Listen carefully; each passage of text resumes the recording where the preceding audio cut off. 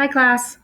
I thought I would record the explanation of how to do the multi-line graph for your lab report for distance and light.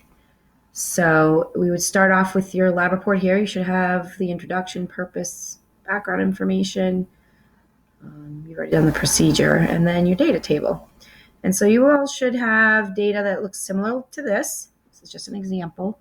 And remember, we moved the flashlight further from the paper in intervals of 10 centimeters and measured the diameter of the circle to see if it increased the size of the cone. And we did it twice so we could compare and see if we had consistent data, if we were getting precise measurements. And hopefully our results should be pretty close together. And so we'll see how well that worked out when we get the double line graph. So whenever you want to graph this data, you need to go to Google Sheets, and you can go to your Google Drive and start a new Google Sheet document right here. I already opened one up to get started, and I gave it a name, light and surface area, so we can find it again. And again, we should always take the independent variable first and put it for the x-axis. So that should be pointed in here, plotted in here. And I labeled it with the unit, so it'll end up going on the graph. And in these cells, you should only use numbers, no letters, because the computer won't know how to calculate that.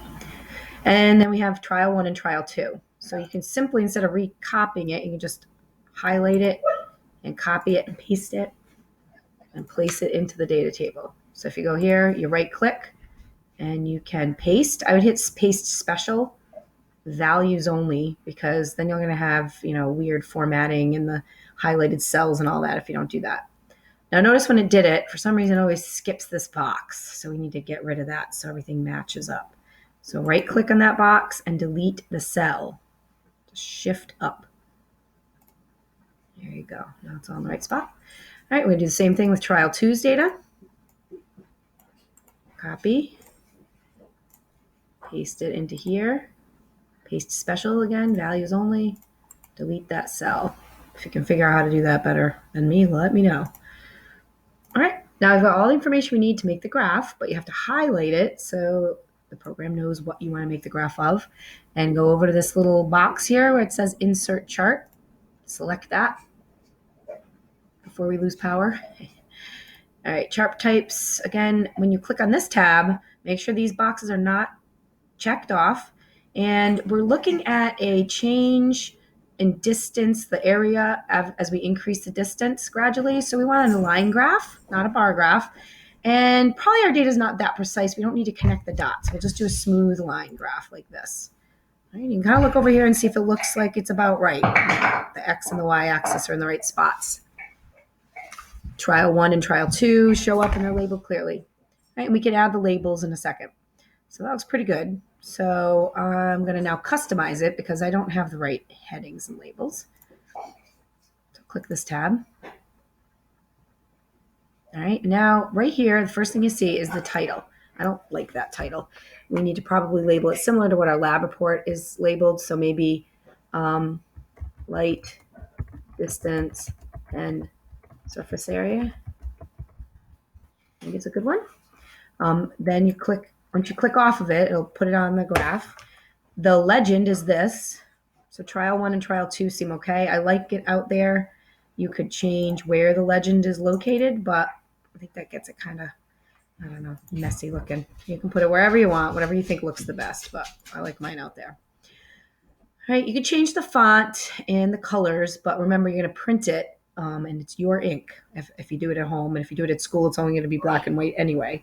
So maybe you don't want to get too fancy. You can do whatever you want here. Again, smooth graph. And then we got to check our labels. The horizontal axis is this right here. It's distance in centimeters. And that looks okay with the right units. And then I got to change it now to the vertical. Now, I'm going to leave that as 10 as my starting point, which might seem weird, but we didn't measure the distance at 0. So there's no point in putting that in the graph because there won't be any data between 0 and 10. So let's go back up to now do the vertical axis because the horizontal one's all set. And we need to give it a title. So again, that was the surface area of the circle. okay, of the circle of light. And it should be in, because oh, excuse me, yours is diameter. Sorry, diameter. And we also measure the diameter of that in centimeters, so that unit has to also be there. And when we look at, I think it's automatically done it. It'll label it here. Starting at 0 is a good place if you can. If it doesn't skip a tremendous amount of space, it's good to start your line graphs y-axis at 0 if possible. We'll talk about examples of that later if that's not appropriate. But all right, and then up to your maximum amount was 27.3 for this person's data. So we want to go to a nice even number of 30. You can change the minimum and the maximum if you want, but it seems to have automatically done a good job. I mean, the rest of it's optional. If you scroll down here, you can add grid lines, which means, you can add the little lines in between if you want it to have all these things in here also. But it's up to you on how you like it looking. That's it. So I think we don't need to change anything else on this. You can add the points if you want. Change right now it has no points. You can put your data points in there if you want to see them. So you see where they will be located. Or you can leave them off. The axis, everything else is good. All right. So check your graph over one more time. And if you think it looks good, you're going to hit insert. And I would drag it over here. And now you got to get it into your lab report. So again, we have a title, we have a label on the y-axis, the dependent variable, label on the x-axis, which is the independent variable that you changed, and it has units. The key is clearly marked, looks good. Drop down menu, copy chart, and we're going to paste it into your lab report. So where does it go? Under the section that says graph. Okay, so I'm going to right click and paste. And it says you want to link it to your spreadsheet. You might as well, because then if you think there's a mistake and you want to edit it, all you have to do is click on it. It'll automatically connect you to the original spreadsheet here that you made, so you can make your changes. And then next class, we'll talk about these next parts of the lab report. Good luck.